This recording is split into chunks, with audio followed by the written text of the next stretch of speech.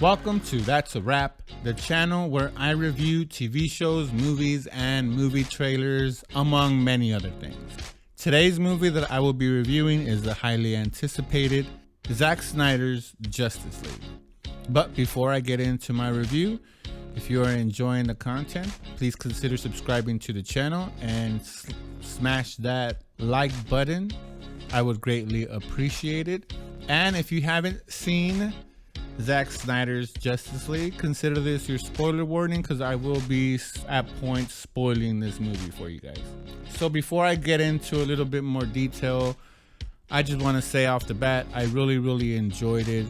I was like a little kid, just in awe of what could have been, what was, and then towards the end kind of got a little bit bittersweet with what could have been.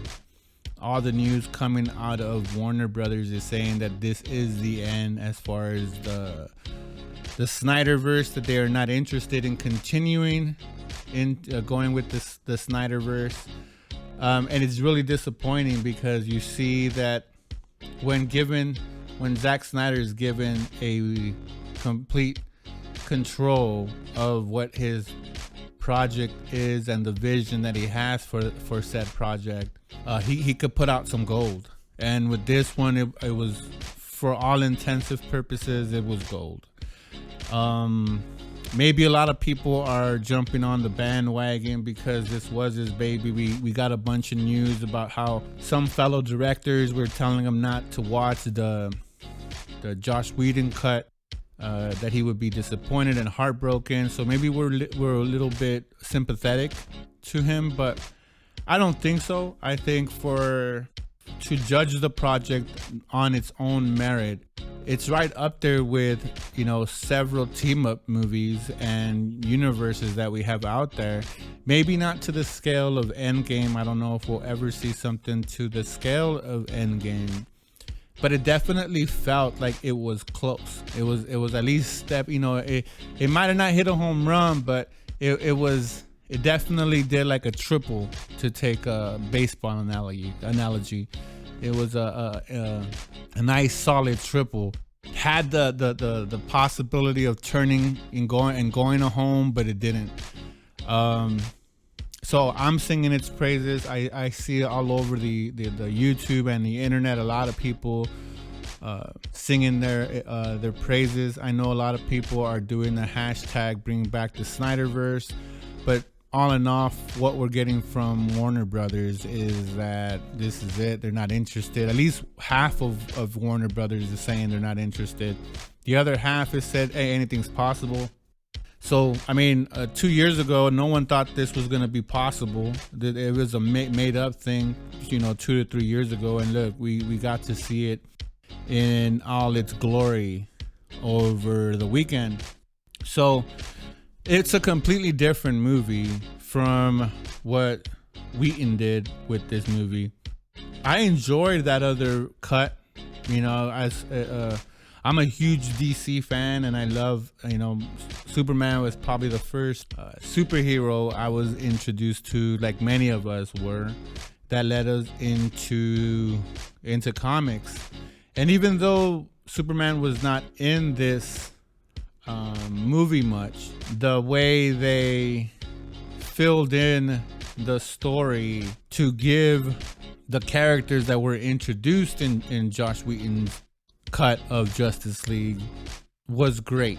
These characters were a lot more fleshed out, were a lot more thought out. There was a lot more backstory. You felt like they were true, living, breathing superheroes, as opposed to the Joss Whedon, which I did enjoy, but it felt rushed. It felt like you were asking so many questions, like, well, why did that happen? Why is this going on? And people didn't like it. It was criticized. Everybody knows the stories and the fun everyone's had in dissing the Justice League that we saw in 2017.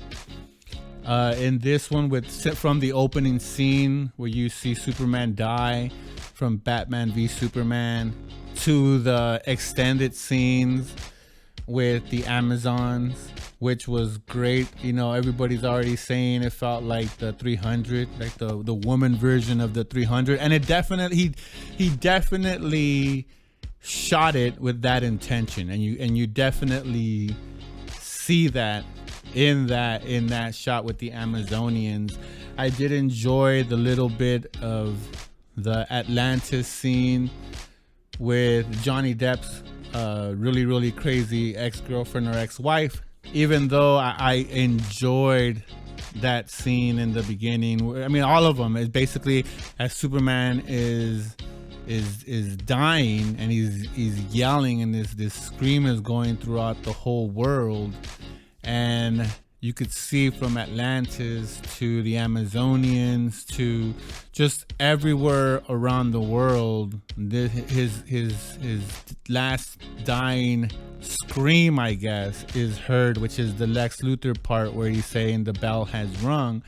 And in the Wheaton version, you didn't understand what bell? What are you talking about? And Zack Snyder is a visual artist. He tells his stories through visuals, and right when you see that, you understand. Oh, that's what Lex Luthor meant when he said the bell. At least in my part, I appreciated that kind of masterful artistry, visual artistry that Zack Snyder was showing us. Every scene basically is the same story that we saw in the 2017 movie. So the story doesn't really move from there. It's just elongated storylines. We get more of the bank scene with Wonder Woman. We get a quicker introduction with Aquaman and Batman having to go find Aquaman in this little, hillside, with a lot more dialogue, which makes more sense in the overall picture. That extended scene with Wonder Woman in the bank was beautiful. I thought I'm glad he had that extended in that. But anyways, I could go ahead and dissect this like frame by frame. It's just such a long movie, and honestly, I wouldn't give it any, no pun intended, I wouldn't give it justice to what the visual artistry of this is. I would just recommend you guys to go out and check it out.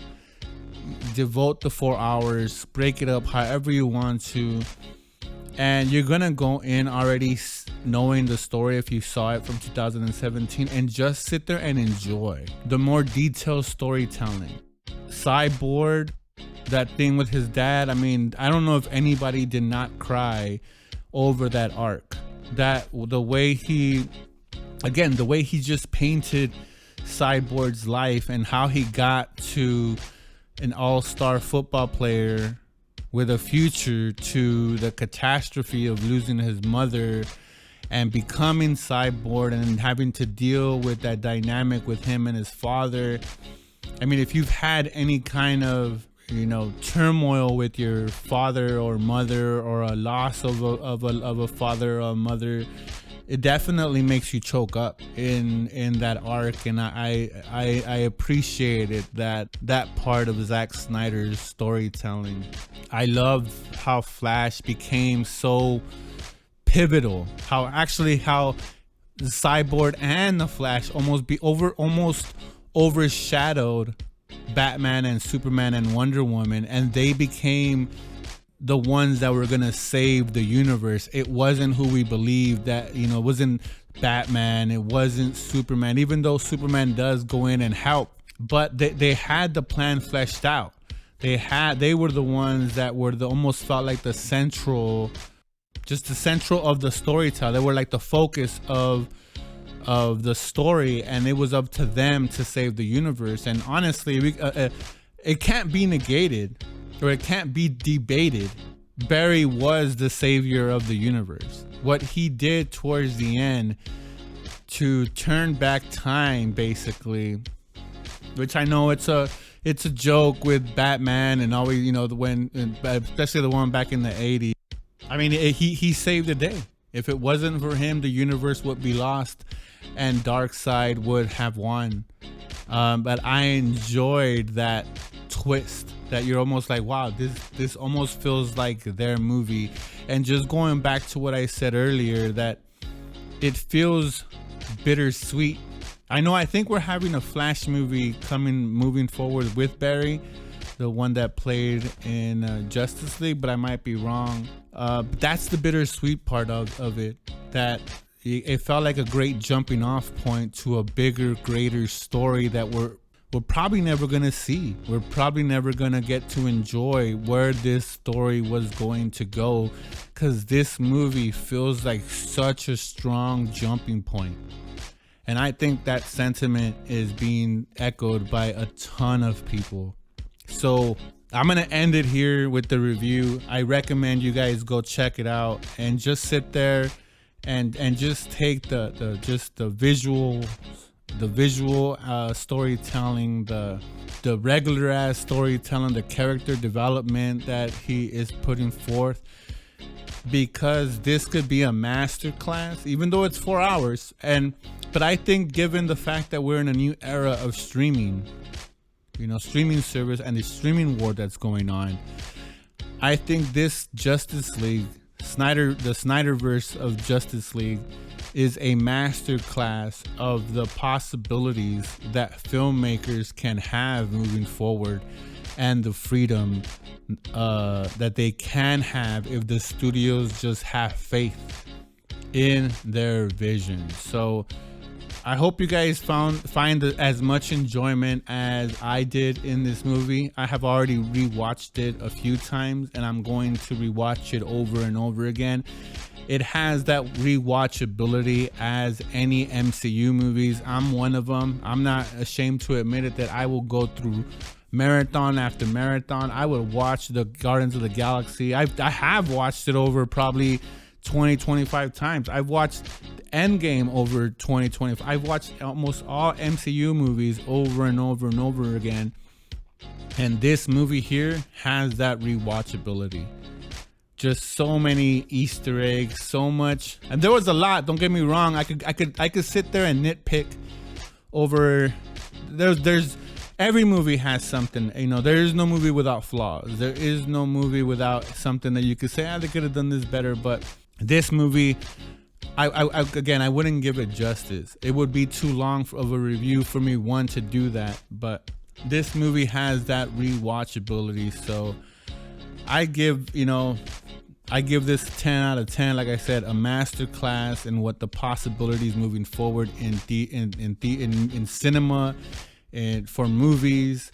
I think this movie is probably gonna be looking back at it maybe 5-10 years from now, we're going to look back at this movie, no matter what goes on, if the Snyderverse continues or it doesn't, but we're gonna find out that this was the pivot point where directors, producers, and studios say, hey, maybe we can, instead of having these limits within 1 hour and a half movies, maybe 2.